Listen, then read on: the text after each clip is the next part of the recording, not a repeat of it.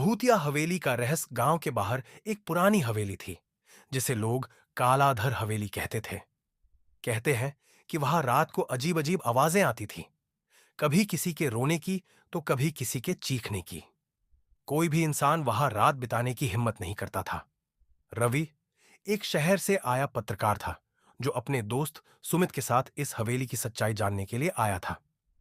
गांव वालों ने उन्हें चेतावनी दी, रात को हवेली में मत जाना, वहां मौत का साया है। लेकिन रवि और सुमित ने इसे अंधविश्वास समझा और तय किया कि वे पूरी रात हवेली में बिताकर सच्चाई जानेंगे। रात के 12 बजे दोनों दोस्त टॉर्च और कैमरा लेकर हवेली में घुसे। हवेली के अंदर घना अंधेरा था। दीवारों पर जाले लटके थे और फर्श पर धूल की मोटी परत थी। अंदर घुसते ही उन्हें ठंडी हवा का एक झोंका महसूस हुआ, मानो कोई अदृश्य ताकत उन्हें देख रही हो। जैसे ही उन्होंने कैमरा ऑन किया, अचानक एक दरवाजा जोर से बंद हो गया। दोनों चौंक गए, पर डर को नजरअंदाज कर आगे बढ़े। हवेली के अंदरूनी हिस्से में एक बड़ा सा हॉल था, जहां फर्श पर लाल रंग के धब्बे पड़े थे, जैसे किसी का खून गिरा हो। अचानक उन्हें एक धीमी फुसफुसाहट सुनाई दी। चले जाओ यहां से, मौत इंतजार कर रही है। रवि ने कैमरे की लाइट चारों ओर घुमाई, पर वहां कुछ नहीं था। तभी सुमित की नजर सीढ़ियों पर गई, जहां एक परछाई खड़ी थी, काली धुंधली और आंखों से लाल रोशनी निकालती हुई। सुमित का शरीर ठंडा पड़ गया। रवि ने जैसे ही कैमरा घुमाया, वह परछाई गायब हो गई। तभी उनके पीछे किसी के कदमों की आवाज आई। वे पलटे तो देखा कि एक बूढ़ी औरत वहां खड़ी थी। उसका चेहरा झुर्रियों से भरा था और उसकी आंखें काली, गहरी और बिना पलक झपकाए उन्हें घूर रही थीं। डर से कांपते हुए रवि ने हिम्मत जुटाकर पूछा, आप कौन हैं? बूढ़ी औरत फुसफुसाई, मैं इस हवेली की रखवाली कर रही हूं, पर तुमने इसे जगा दिया है।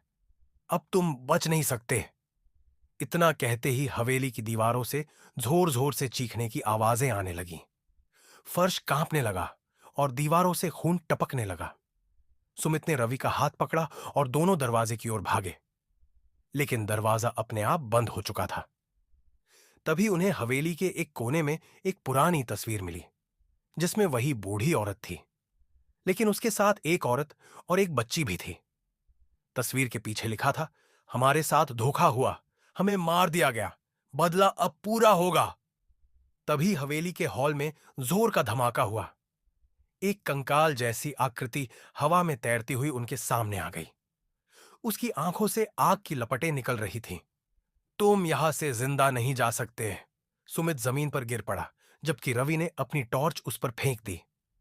तभी एक जोरदार चीख गूंजी और सब कुछ शांत हो गया। हवेली के दरवाजे अपने आप खुल गए।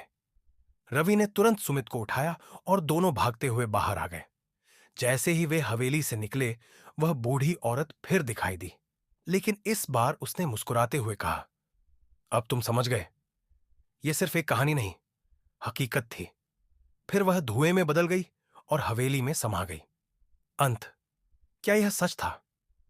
अगले दिन गांव वालों ने सुना कि हवेली से भूतिया चीखें आना बंद हो गई थी, लेकिन रवि और सुमित ने फिर कभी उस हवेली की तरफ नहीं देखा।